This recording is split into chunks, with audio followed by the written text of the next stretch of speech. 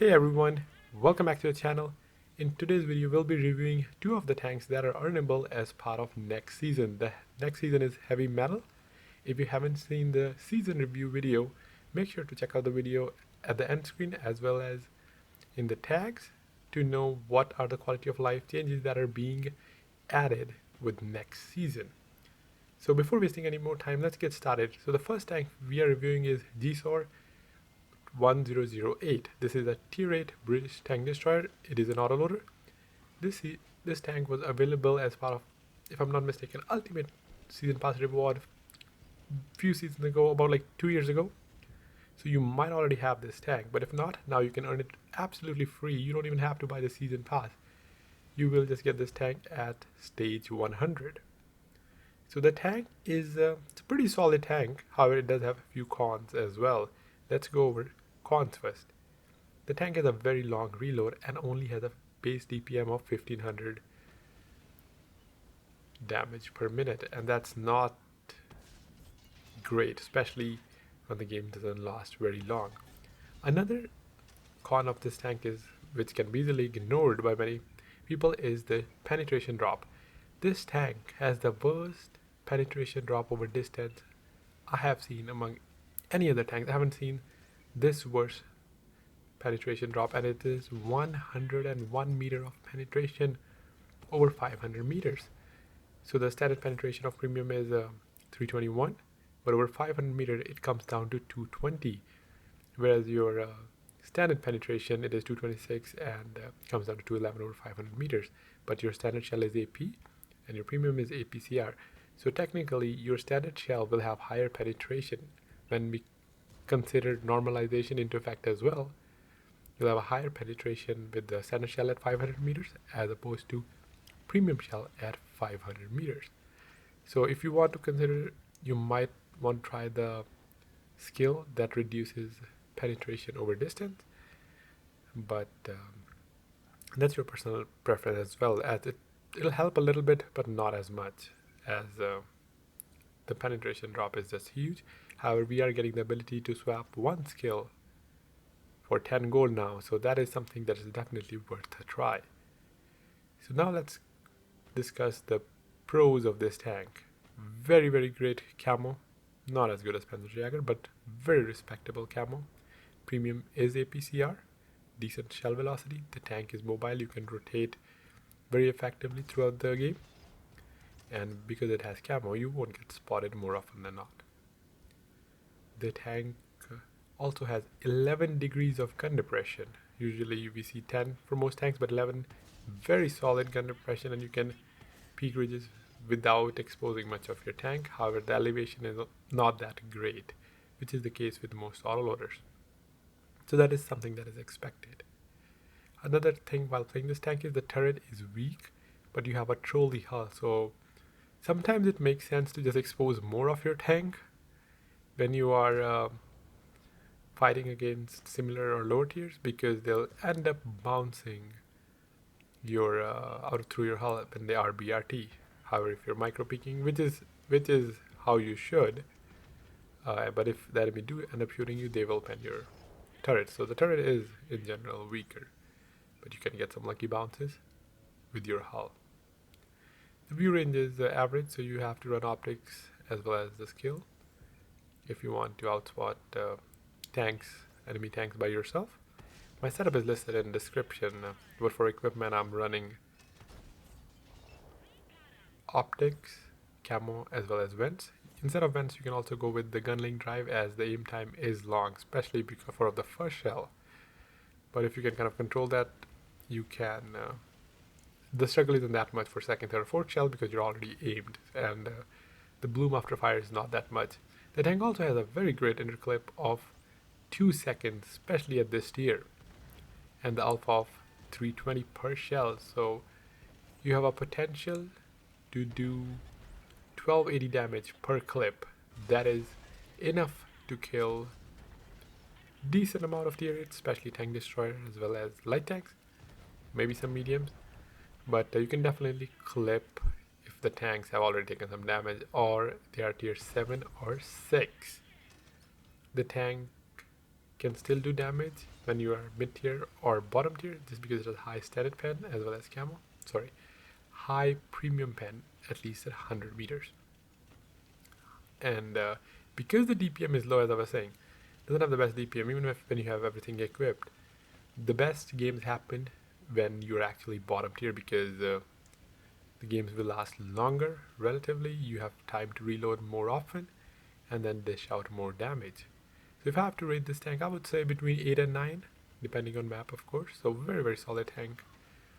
One of the, I would say, top TDs. Not the best at tier 8, but definitely a top TD. Cannot be ignored because of its lethal clip, and if you make mistakes and there is one in the enemy team, more often than not, you will be punished for your mistakes.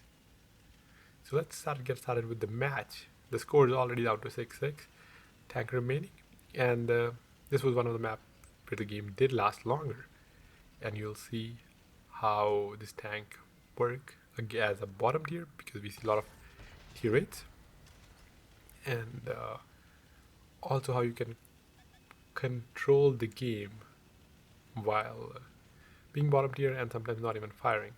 So 3500 damage. I have rotated around to the C5 ridge, keeping vision for my team. Our team has decent spread, very decent for our team, since there is no one is in platoon. We have a guy holding A3 angle, so they can't push A5, A6, so I'm safe from that side. Otherwise someone can push there and punish me.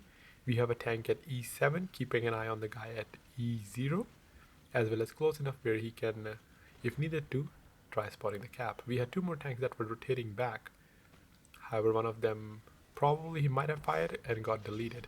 E50 on the left, he peeked, made a mistake, and was punished. And that's what I was talking about. The tank is something to always keep in mind because of the camo and position. If someone's using the bushes correctly, that's what happens. E50 got deleted immediately. Forced to reload, takes forever to reload, as I was saying. Do get frustrated at times. I wish the reload was maybe a little bit higher, 1700 or something, because as I always say, if you have to compare an autoloader based DPM to a single shot, so 1500 autoloader based DPM could be comparable to a 1900 to 2000 base DPM of a single shot tank, just because of the situation where you don't get a chance to put multiple shot on tanks when you fire, when you're single shot and they're crossing. Dragon got spotted and he was exposed. As you can see, I am running muffled shot as well, and I didn't get spotted when I killed Dragon. Another shot on the side of E4, still not spotted, at 4600 damage. I have 2 shells. I wanted to get rid of this E4 so I can focus my attention somewhere else. I do pen him once, however he was unspotted and I was not able to pen him the second time. 4900 damage, and now realize that the tank that was at F7 here, our E7, has now moved closer to me, which means we no longer have vision on the other side. And they did have an AVR spotted earlier at the E0, so he could probably get to the base, or worse, he could start flanking my teammate. It is a 50B, no camo, and he'll definitely be outspotted by AVRE. However, where I am, I'm still safe, as we have a guy at D4. He will shield me if there's anyone pushing through the field, and the guy at A3 still holding an angle. So I was feeling pretty happy about my team because of the position I was in. The game was going to last longer, as well as I was, despite being bottom tier, I was controlling the game as much as I could in this tank. The tank got on the cap, so I decided to quickly start moving, as the last thing I wanted is to get capped out, especially as this is the map which is very much suitable for my tank. The tank doesn't do that great in small maps for obvious reasons, as not the best armor, hit points, or yeah. So anyway, I was rotating, AVR gets spotted, and this is one of those situations where not firing is the key. A lot of the times we get greedy and we fire. Now this time AVR obviously fired, but I still didn't shoot at him. Initially I was afraid that he'll just fire and kill me, but after that, the position I was in, I had no cover, and I knew 50B has enough shots to clip AVR other side on.